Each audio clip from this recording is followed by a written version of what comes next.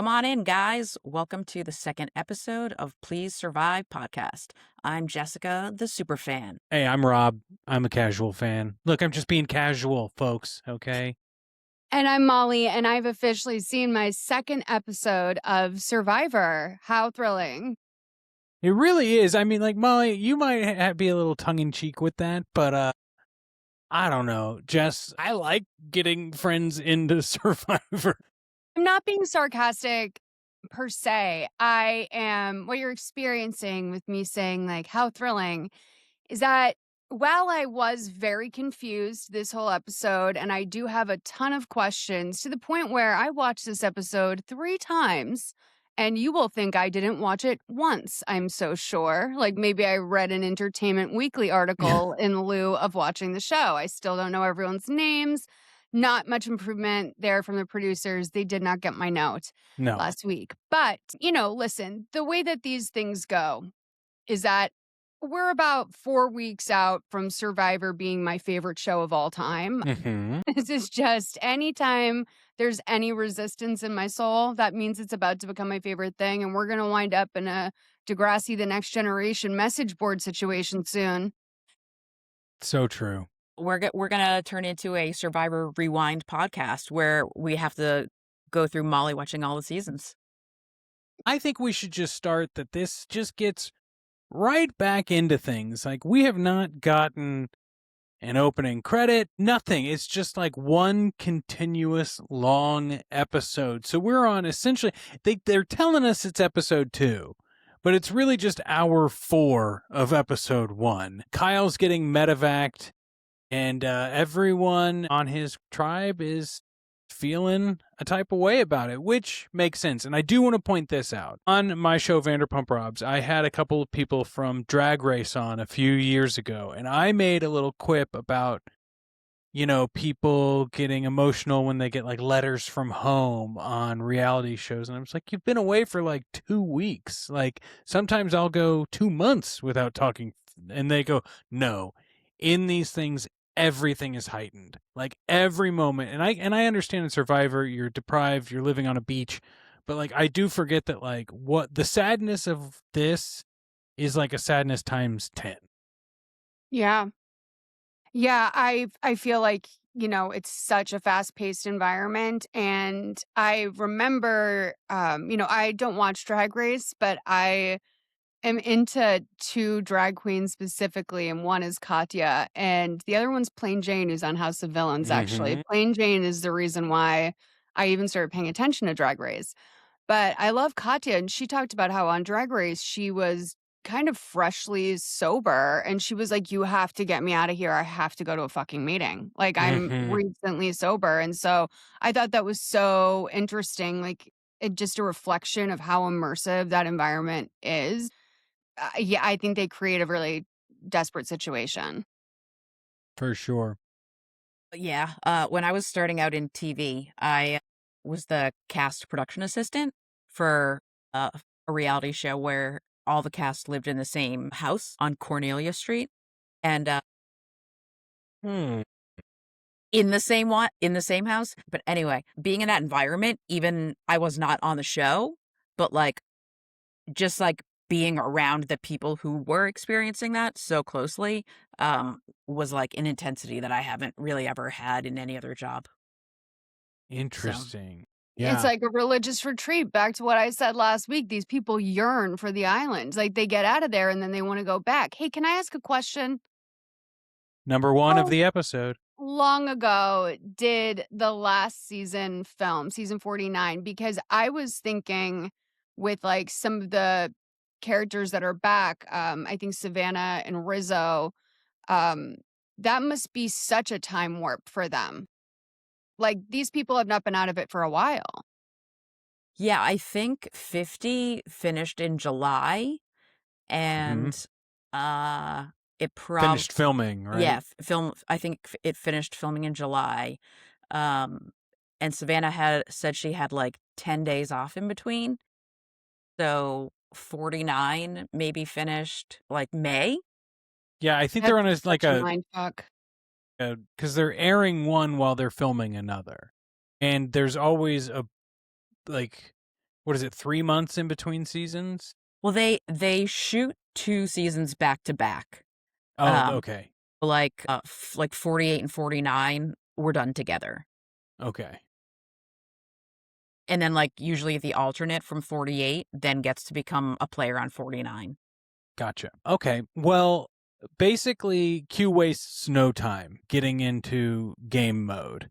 And he's like, look, Kyle's gone. That sucks. I liked Kyle, but we need to fill that position or we will sink as an alliance. And so he's like, Rizo, you're moving up to the big leagues, okay? You're with Papa Q and Papa Colby and a few other papas out there. And they're ready to I mean, what's the quote? This is us till the wheels fall off. Yeah. Funny, I was obsessed. He's like, wait, I sent it to you guys because it made me laugh just how. Because by the way, Rob, you're so right. I'm already turning on Jeff. This is such a dork fest in so many ways, and he is really the leader Yep. of the dork fest. But it really made me laugh when I was watching the episode yesterday. The exact quote. Hold on. We talk too much. Guys, this is us till the wheels fall off. Unbelievable. Now, when you texted that to the group chat, I did think there was going to be like an accompanying video, but like also like it goes to show that Molly, I'm not too different from you. I really do fall in the middle of my fellow co-hosts here because I love the show, but also I will immediately forget things. And I said that last week too, Yeah. because like that quote didn't come. I think the things I really remembered from this was who went home and who shit their pants. Yeah. By the way, real quick note, Camilla crying over Kyle. I just want to say that I don't know why I'm such a bitch. It didn't hit for me. I was just like, calm down. I'm like, come on. Like, this is the game, Camilla. Like, pull it together. Were you guys even on the same season? Were they? No. Such a bad take. Well, I will. It's okay because you didn't watch the season. They were on the same season together, and they were a secret alliance for the whole entire game. That's right.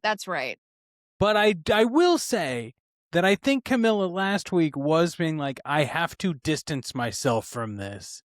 And Yeah.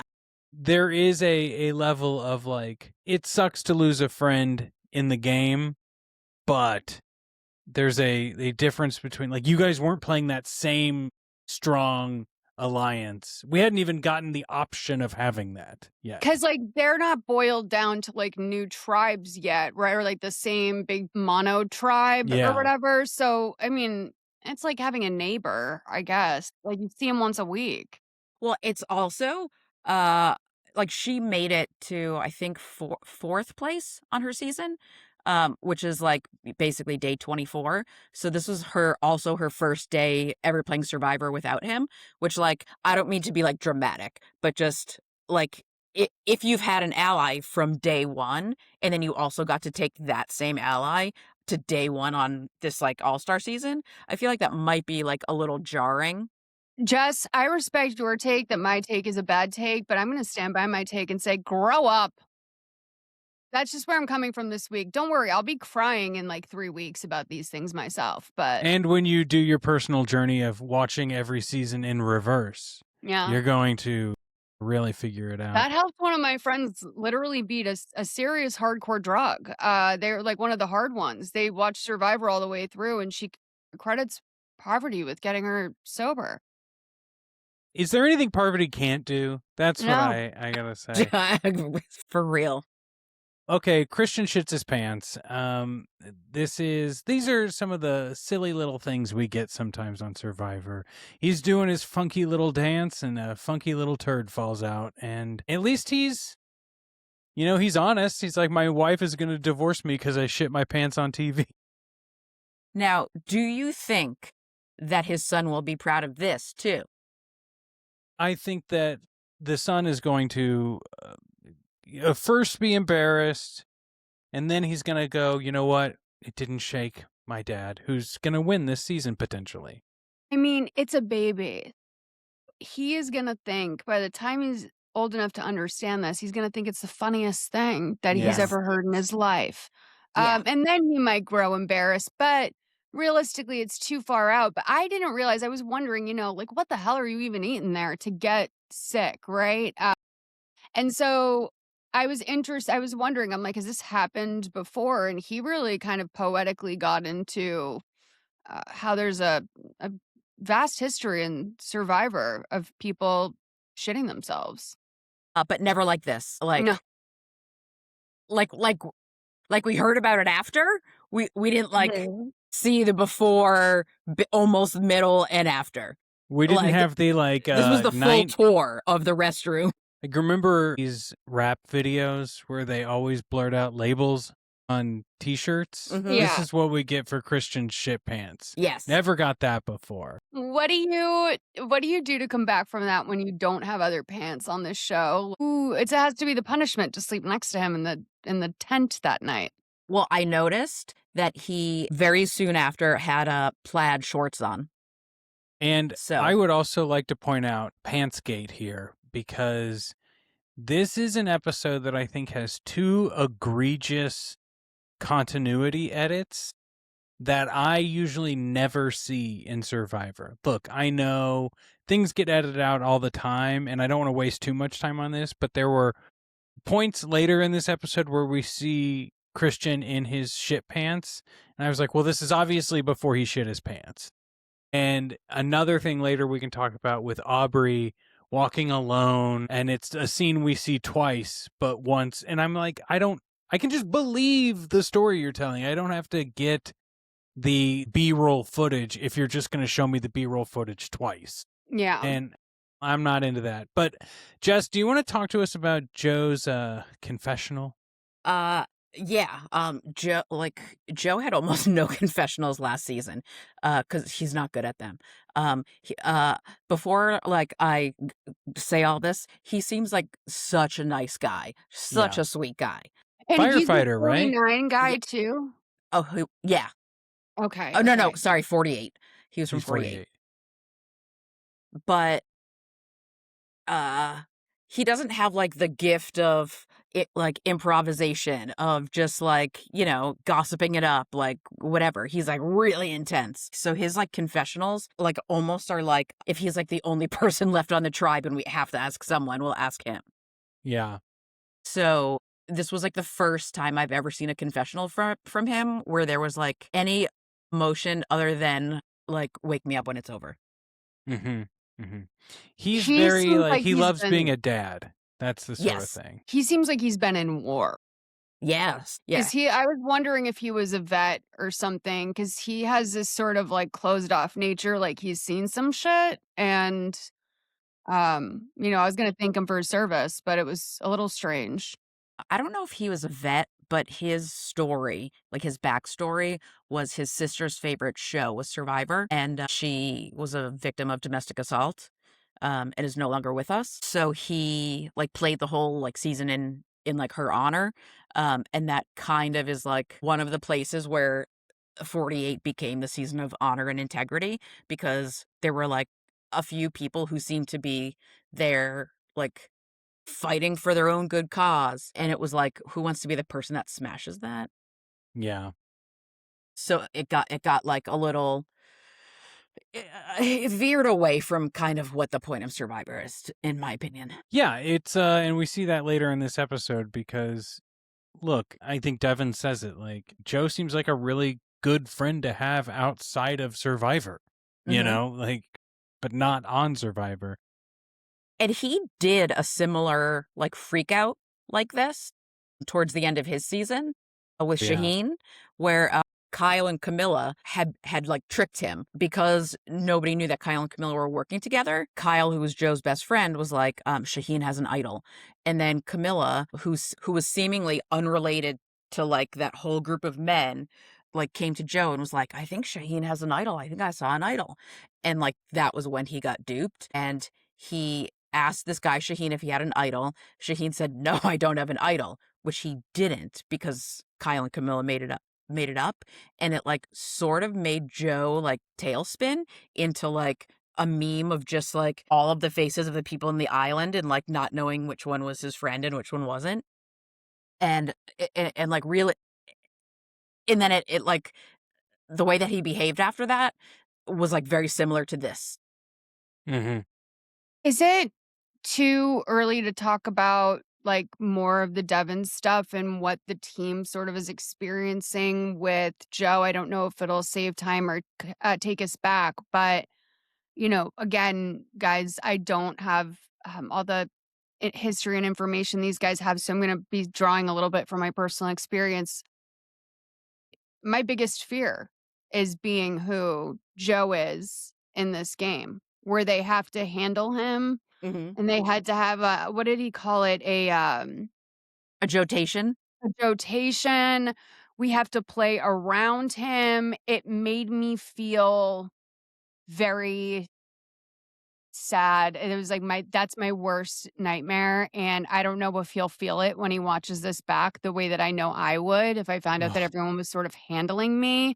But it would break my heart, you know? Yeah. There have been things like this before, but, like, never so explicit and especially explicit in the narrative where like we are actually watching the players say to each other, like, we can't play with him. Yeah. Like It's been we all agree, like, we all want to actually play the game against each other. So like, let's time out, get rid of him, and then like resume. But then they didn't get rid of him. yeah, which is I think a tricky edit as well. That's another thing we talked about this, Molly, but like they'll usually spoon feed you something up into an extent, right? Like, okay, we're getting to it's like traders, right? Yeah. At a certain point, it's between two people, right? And you just go, who do you believe based on the clips that you've seen? This is a particular episode where I think it didn't do that, which is good at the end of the day. I like being surprised by this show. But I think we can talk more about the Devens thing in a little bit because I think we should just talk a little bit more about, I don't know, Coach and Ozzy. I mean, the physicality thing, and this is right before the challenge, right? Because like Ozzy and Coach are still at odds, of course. I felt this was like, I mean, it's like true Coach, but it was like a little grandiose to like while they're still discussing Kyle's injury to make it like a completely like self-serving moment. I mean, I love it for TV, so like I don't even know what I'm complaining about, but like it hit a little weird, and I feel like the expressions on some of the players, like their faces also were like, what are you even doing right now? Yeah, I think that there's like this little bit of like Coach is about to explode if he doesn't talk about the thing he wants to talk about. And he knows that like at any moment Jeff's going to be like, "All right, take your spots." And he's like, "No, but I need to have my moment." And also Ozzy's, like you said last week, Jess, a very sore loser. Like he will not give Coach an inch, but that's probably just because of their bad blood history. Did this come off the same way to you, Molly? My question was, what is wrong with Coach? I mean, the editing definitely let us know that this was as weird as it seemed. I mean, or they wanted us to know that Yeah. because, it was disruptive. It came out of left field. I see what you're saying about maybe him wanting to try and get ahead of Jeff's like disruptive, all right, let's go, and like never having that catharsis of getting it out. But it felt unmeasured and unreasonable. And I might have some advice for Coach at the end of this episode. Advice for Coach. Beware. You know what I think is interesting about this situation is that because I am the super fan, I've been, in the message boards, whatever, Twitter, all the things. And it's like reigniting the South Pacific chatter around that season. And people are like now talking about that season again. And like I've seen like in a bunch of places like, oh, I'm gonna rewatch that season now. Like, because it's so informing this season, like what we're being shown right now.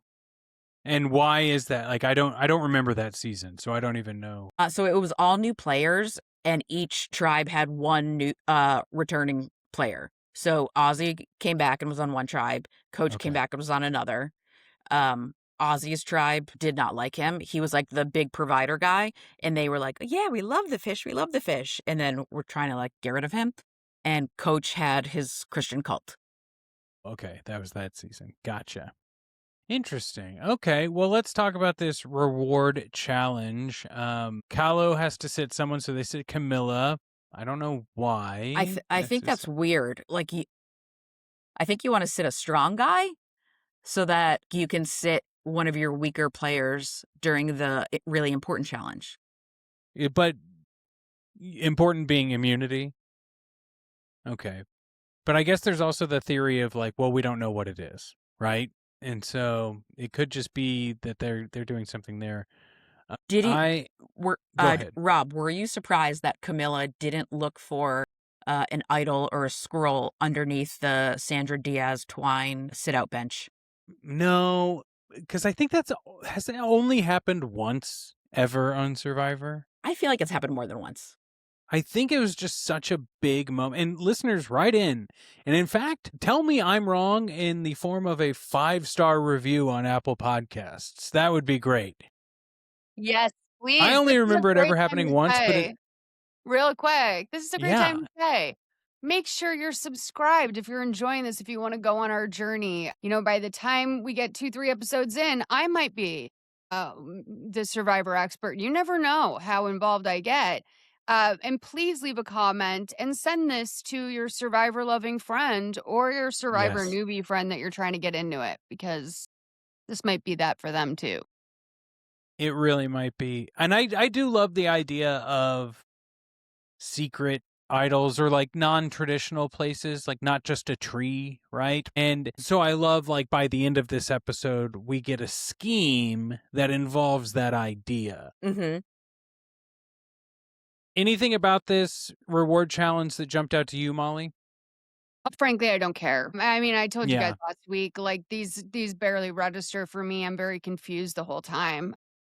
Mm-hmm. I'm not there yet. I think when it's smaller, the challenges might be of more interest to me, but right now I'm just watching a bunch of people like cartoonishly struggle. And that's kind of boring to me. Sorry. Yeah.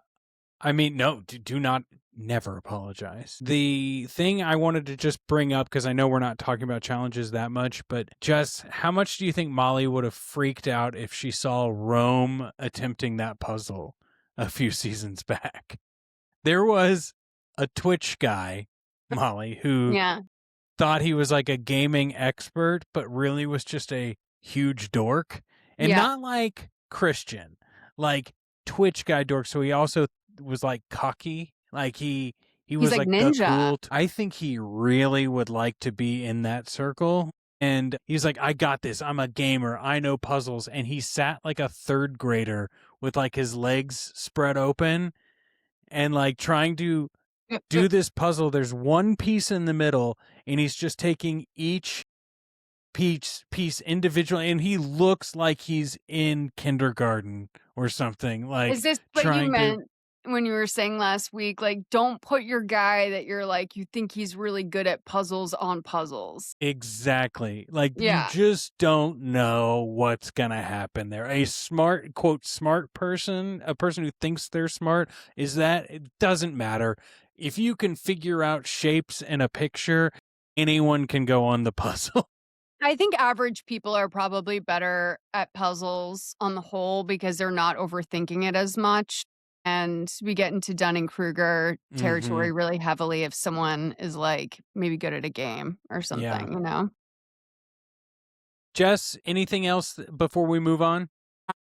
Yeah, I just, because of who Stephanie is, I laughed really hard when she fell off the balance beam into the water. Like, it just made me laugh really hard, and I appreciated it. And thank you to the editors for leaving it in.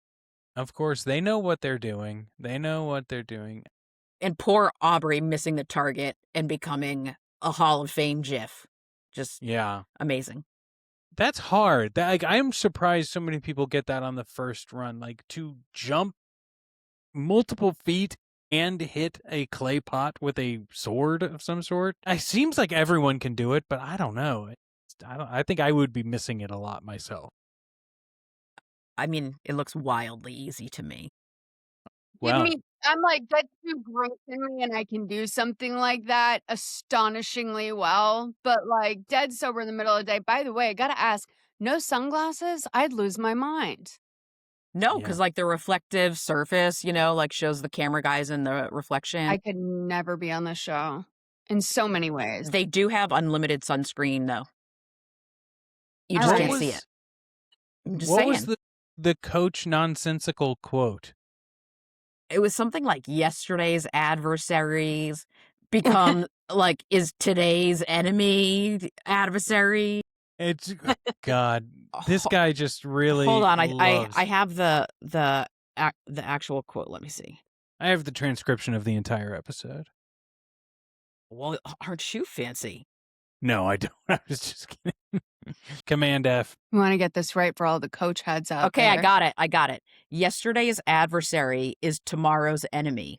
Today's enemy is tomorrow's adversary. Coach, shut the fuck up. Like whatever that means, you know. Yeah. So back at the Vatu camp, Genevieve is like, "Wow, this coconut tastes like lemonade," and everyone's like, "You are drinking spoiled coconut water." She's really pushing it. It's sad actually, like to watch them be like, it's rotten. Yeah, you are drinking rotten juice. And it reminds me of, I heard a podcast once where someone was like, I used to tell my boyfriend I really loved drinking from a certain water bottle because the water just tasted a little bit more sweet. And then he took the water bottle and he's like, there's mold in here. That's so gross. But like sour beer's really good. I feel like the coconut could have tasted like some sort of like version of that. I see everyone else's faces but hers, and I do true. think that she is drinking the most rotten thing ever. Yeah. Lemonade's great, but I don't think We're in like chamoy pickle territory where it's like, if you're really into that, then you're going to like that. But if you walk up to a normal person on the street and say, like, this is the best snack, they're not going to know what the fuck to do with a pickle wrapped in a hot fruit roll up with hot sauce on it, you know? Like, it was giving that. Like, I think you actually have you've acquired an interesting skill set in terms of your taste buds.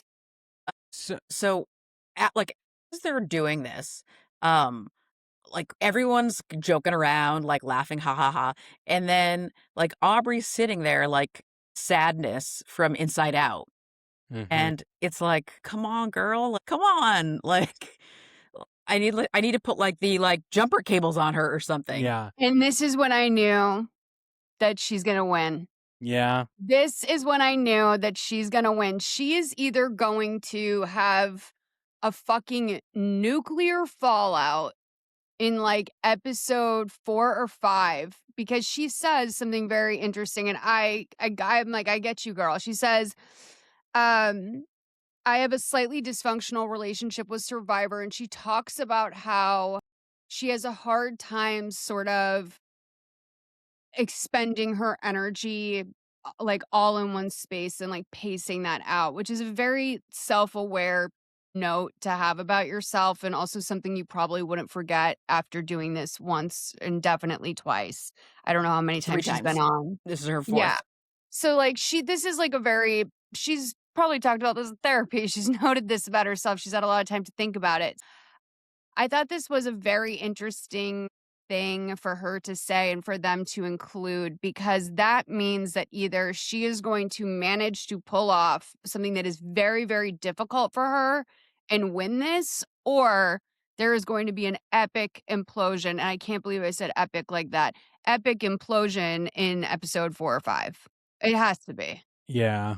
So I feel like we've already seen this exact trajectory from her in Korong that season. I think it's season 32, where basically like she started off like a mess with like a panic attack and then was like the underdog and had to like fight back.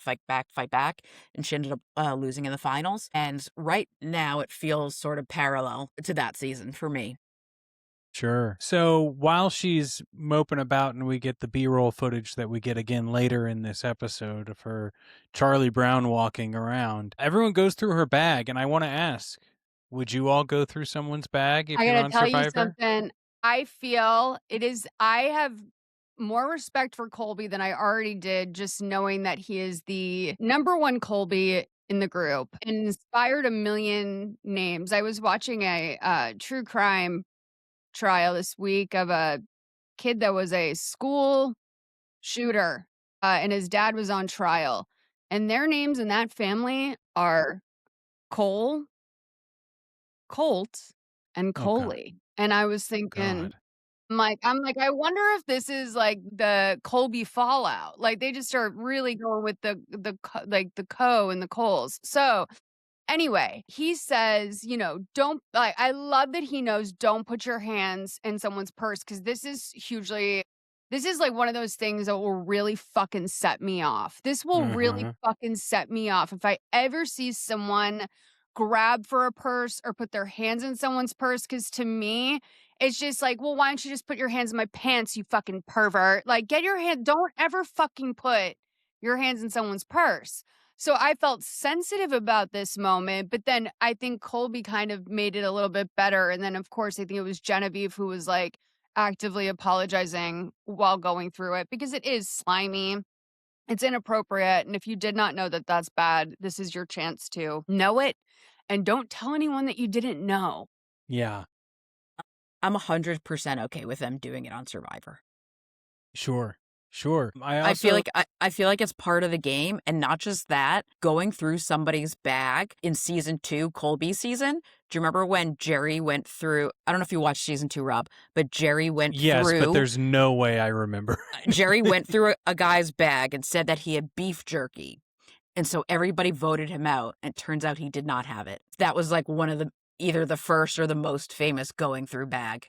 Yeah, and Joe wants to play this honest game. Like, the more and more instances I see of, like, the egregious lying, like, there's the bigs where it's like that guy pretended his grandma died, and then there was, of course, like, the really nasty outing of the trans man, and so, like, Mhm. I've seen Survivor get very low down and dirty, and so, like, Joe's intention to play this painfully honest game is just extra egregious when you take all of that into account.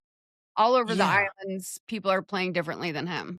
And I think this is like, that's the basis for that tribe. Like, we also learn Christian on Sela gets the idol and gives it to Aubrey. Mm-hmm. Aubrey's got a new pep in her step. Christian's making alliances across DMZs. But yeah, the Joe Devens thing is like, Devens is popular, I feel like, because he is like an everyman type of thing. Like, he was the first person Jeff Probst was like, now that I'm 45 seasons in, we're going to have a podcast about this show. And Devens is going to be my co-host. They now have like rotating co-hosts for it. And I have a lot of qualms with their first episode. I think they needed to hire a seasoned producer. I could have given them a couple of notes personally, but we're not there. That is not this podcast. I think another thing we do need to talk about, though, and we can, if we've got more thoughts on Devens and Joe and Christian, that's fine. But I want to make sure we're keeping to our time here. Sure. I just want to mention that Jonathan is the big, strong Christian Jesus guy going fishing, and Coach is like, I can be big, strong Christian Jesus guy too. Mm-hmm. And immediately almost dies and from a leg cramp, which is so embarrassing. And it's embarrassing because I know that I could be that guy, right? I'd be like, I can do this too. And then be like, oh God, please save me. I'm about to get kicked out of this game because of my hubris. Mm-hmm. Watching like the overhead shot and then like him being on the boat being like pulled in reminded me of Sophie Clark calling Coach a little girl in the South Pacific season. And why did she do that? I don't have any context. I don't remember. It was at Final Tribal, and she was answering someone's questions, and she's like, and it was like a lot of times a man brings 2 weak little girls along with them and drags them along through the game. And I didn't want to be dragged along. Instead, I drug my little girl along, Coach. Oh, man. So let's talk a little bit more about Vatu, right? Can we jump ahead a little to, I gotta ask, well, one, I want to say about that. I don't like that they have the cast explaining production where they're like, thank God Survivor has safety swimmers. Yeah, no I way. don't know if they have always done that Nope. or if this is a No. 50 special. No. But like this is the thing where it's like, okay, so you're gonna tell us like Survivor has safety swimmers when like they could have just written safety swimmer on Yep. like a lower card, right? Or if they had to, okay. But then also, like, this is the thing. It's like, so you want to explain something like that, but you won't tell me who the fuck these people are. Like, that's, Yeah. I mean, like, let's just be clear. Like, I Yeah, have to know that they're safety swimmers. Like, grow up, Jeff. Here's the thing, Molly, and this is what you should do because I think out of all of us, you might have more pull on this. There was a season a few years ago where someone tweeted at Survivor and Jeff and said, I can't remember who has immunity idols this season. There's too many immunity idols. When their name is up on the screen, can you say what they have, what advantage they have? And they changed it the next episode.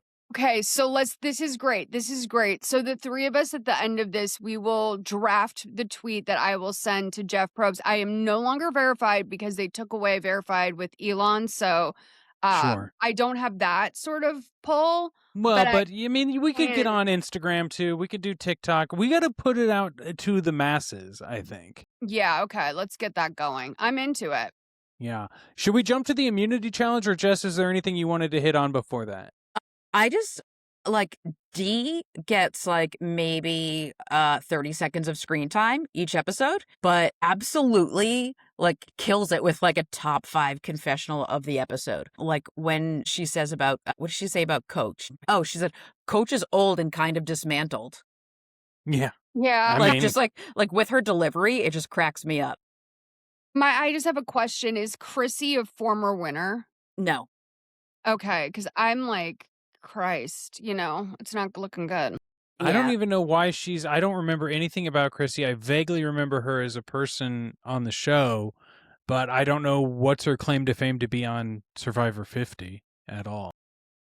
That she was robbed of winning her season. Okay. By who? By Ben, the army guy. No. But Chrissy is tied for the most immunity wins for a female in the entirety. That is the reason to be on 50, I think. She's tied with Dee and Savannah and maybe someone else. Yeah, that's cool. Yeah, Savannah was a Pilates queen last season, so she could do any endurance challenge. It was crazy. Well, okay. Immunity challenge. Chrissy sits out this time, who we were just talking about. And it's 3 groups trying to get a big old snake and then doing a little roll the ball through the course. Don't drop it. Don't break the ice. That sort of thing. And it turns out our friends in, what was it, Sela have to go back? Yeah. Sela loses. They're going 2 times in a row, which sucks. And this is also kind of a thing we've seen recently, Molly, that like a lot of times in the new era, it'll be like one tribe losing over and over and over again, which is why I think that we're swapping. We're swapping so quick this season. Good. I agree. Yeah. They're called disaster tribes. Yeah. Why not? Yeah, on paper, I did not think that Sela was going to be such a disaster tribe. Yeah, for sure. Who would you want to get teamed up with if you guys were having to carry this snake? I guess a strong person. Jonathan. Probably the only answer. Yeah. Like whoever's the strongest and then also has like a good nature. Yeah. Like I need someone who's going to be like kind to me. Yeah. Even though I'm probably going to suck at this. So I don't want the strongest. I want the person who's the strongest and has the best nature. Probably. Well, Genevieve talked to Rizo like he was a baby untying his snake. So that might be the kind of energy you need. He is a baby. His little baby. But I hear he does good cameos, by the way. We should maybe consider. He's built for cameo. For sure. But if he's not careful, he's soon going to be Unk. Yeah, he's going to be His god will soon be Unk if he So, low cannulally, is that what is one that also people are saying? I'm trying not to say these things in earnest, but I can't help it. He does go, he goes Jenna, Rizo. I'm not to go too far ahead, But later on when he says, "I didn't come Survivor 50 to play camp. I came to cut some throats and win some money." And I was like, "Okay, Jenna Jr., Yeah, they little psycho." he knows what, like, there are people out here, our friend McCrae, Molly. Our boy McGraw. I was thinking you, I miss Nate and Dean. And Yeah.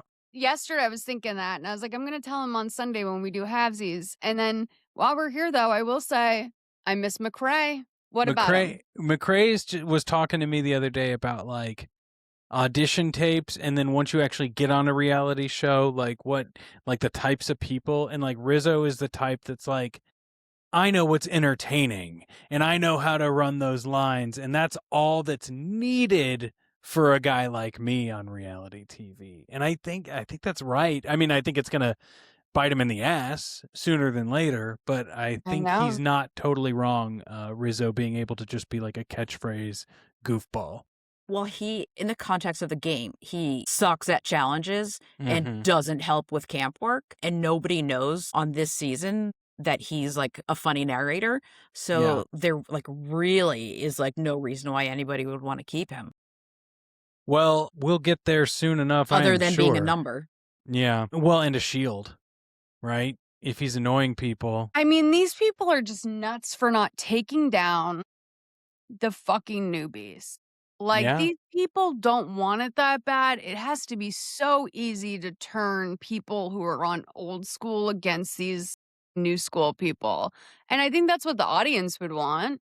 Well, and it's interesting because like Q is technically new school, but he, I think, operates more old school. Yeah. Would you walk us through, because I know we're getting up through the scramble at Sela, because this is prime Cirie game mode. Yeah. So Cirie finds out that Ozzy is like the preferred name. And I don't know why nobody like until this moment, like this period of time has like clocked that Ozzy and Cirie are working together. It seems like this is like a new revelation, because at first Cirie is allowed to move like unencumbered to each person, kind of just like whispering, like other ideas, like not explicitly saying not Ozzy, which I think was important, right? Like she weighing the pros and cons, I think is great. She sort of made it sound like there are no cons about keeping Ozzy, that like everything is a pro for him because he sucks at this game, and then like quickly moves on to talking about the pros and cons of Savannah and Joe. Sorry, I was just gonna say, like, the thing she does is she'll also, and Molly, I know you had questions, so I wonder if this is part of it as well, but she will let the person say who they are thinking about, and she's like, oh, that's right, let's weigh the pros and cons. And then if they like, oh, they've got a lot of good reasons to keep Ozzy, well, then who's next? Who should we go next? And like, they will just tell Cirie everything. She never has to give up any names unless it's like a strategic, I don't know, what about Savannah, And and like there is like a great history of Cirie in the hammock doing this with various people.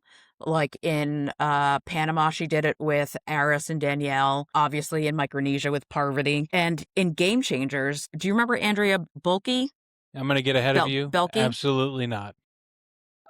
Like cute blonde girl. In Game Changers, the two of them like did the same thing in the hammock together. And Cirie does this thing where she has her hand in front of her mouth but talks, so it looks like she's not saying anything, but she's saying it just loud enough for the people next to her to hear. And she did it again in this episode. She also pulled this move with Parvati in Australia versus the World last year.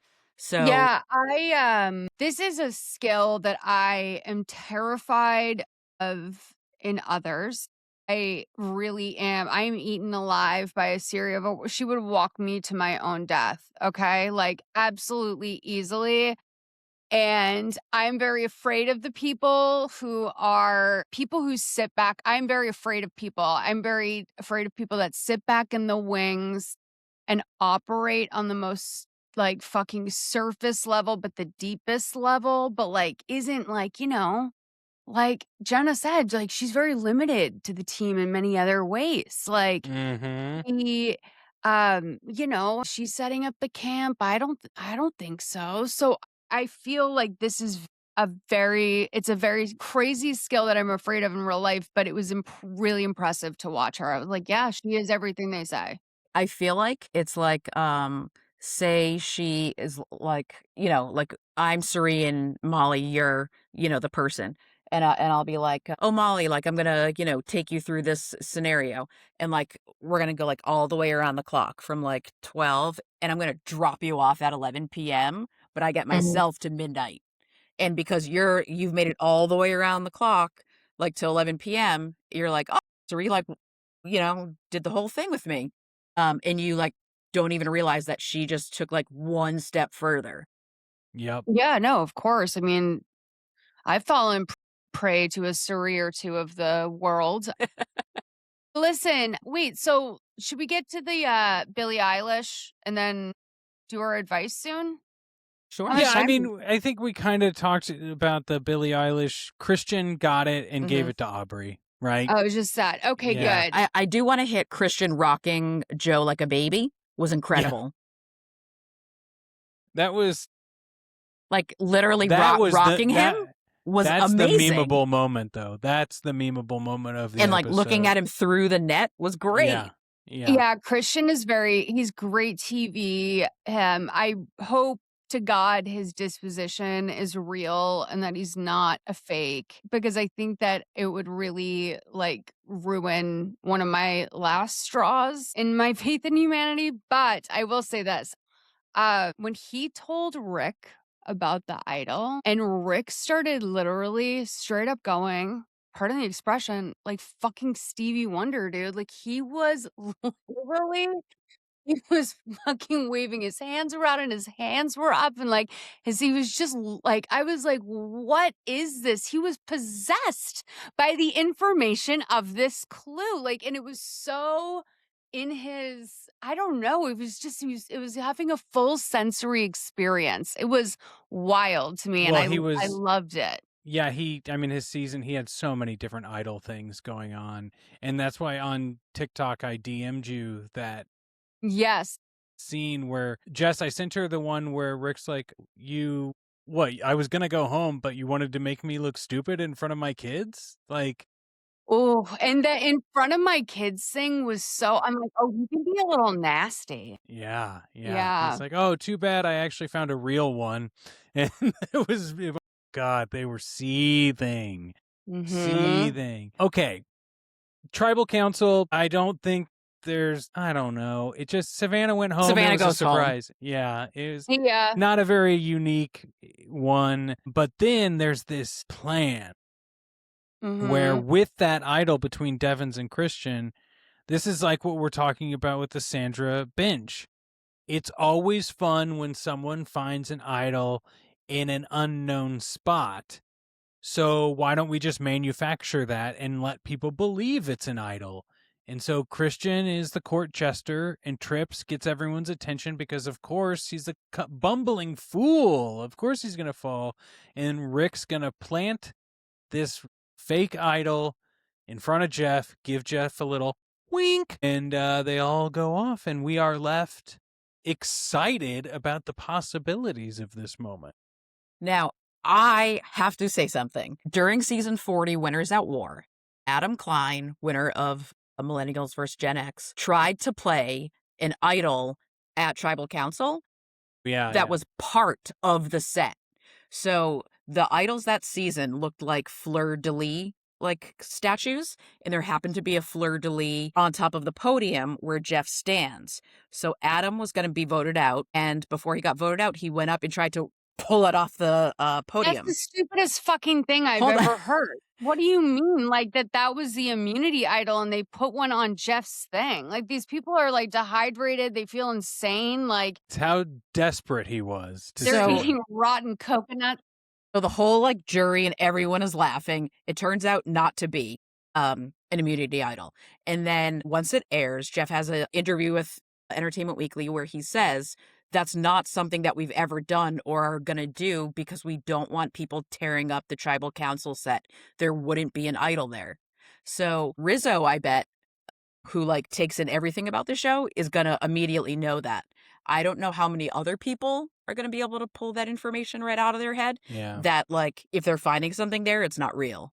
Yeah, I immediately thought this was a bad omen. I just said this is going to get one of these two in trouble in the end. If not them in trouble, it's going to cause some, because the two of them are in on this devious little plan. And it is a I think that they think that they're going to be the ones to find it. And I'm like, no, you dumbos. Like, first of all, like, let's say production never says anything to anyone. Like, you're all sitting there. Like, how often? Like, every couple days or something? Like, It all depends. I mean, if nothing else, it's an interesting thing that might happen later on, as opposed to I'm just saying. nothing.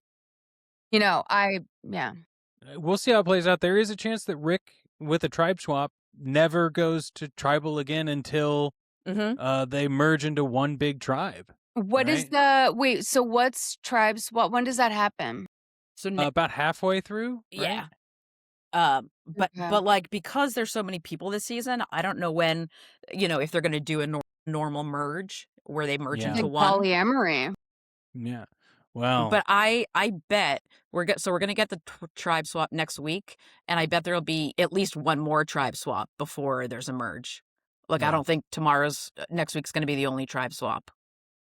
All right. Well, speaking of swap, let's swap some advice, friends. We've all brought a piece. I haven't received any emails from anyone yet, but folks, remember, contact at plzsurvive.com or DM us on our various social media platforms.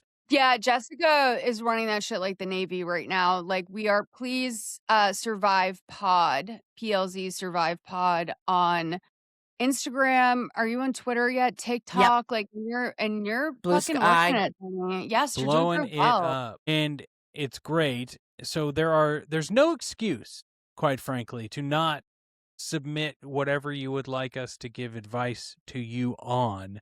But in lieu of having any advice to give for listeners, we have advice we have set out to give to people in, related, or on this show. Who would like to go first? Jess, I feel like you're brimming. Yeah, Jess, you got to give your advice. Okay. So my advice is to Survivor. I think that they should bring back themed seasons, and I think what we're seeing in this season would be a great start, because we could do something new where it's like a duo season. One team, you have like all duos who are like best buddies, and on the other side, it's people who hate each other. So you got Ozzy. Like, for instance, Ozzy and Coach are on like the we hate each other side. And then on the other side, we have Devens and Christian. And so like everybody starts off with like, it's essentially heroes versus villains, but with a partner. And I really miss the theme seasons. I really miss the two tribes. And it's another it's like you're continuing to like further your own myth and legend of the show, which will then like give you more seasons to make of the show. So, yeah. I like that, Jess.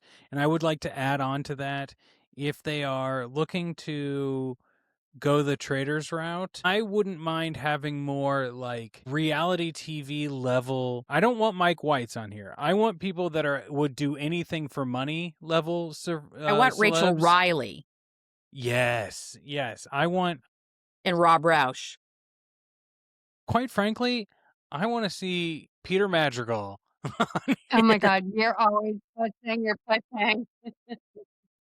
would think that Rob owns 10% of Peter Madrigal. Like, he's been pushing him so much. I just think he would be so good on the challenge type shows, because he's only used to quasi being on Vanderpump Rules. But he also has been in a managerial role for years. He knows he knows a group dynamic. You know? He can navigate a crazy place. Molly, would you like to give your advice next? Oh, okay, sure. Okay, my advice is to Coach. So I was worried about your attitude at the beginning of the episode, and the situation before the challenge. Okay, Sorry, I'm new here. But I was worried about it. And I remember my friends had told me that you'd sort of start a religious cult last time you were there. And then I decided to look you up because I saw Coach in there and I thought, okay, that's interesting behavior. His name's Coach. So I looked you up and you're a soccer guy. You've done lots of soccer and I'm going to present you an opportunity.